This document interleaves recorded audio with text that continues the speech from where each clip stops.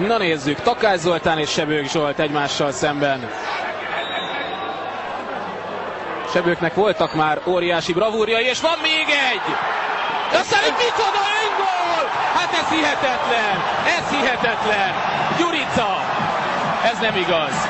Hát ilyet nem nagyon lehet látni. Koller leveszi a csapatkapitányi karszalagot és elindul az öltöző felé. Ő neki nincs kedve folytatni.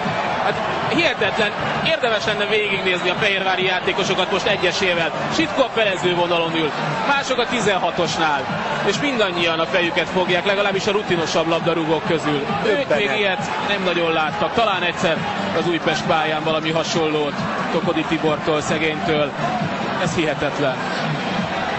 De vajon mi lehetett az elképzelése Gyuricának? Nem tudom, hol akarta rúgni a labdát. Atyavilág, hát így nem lesz belőle a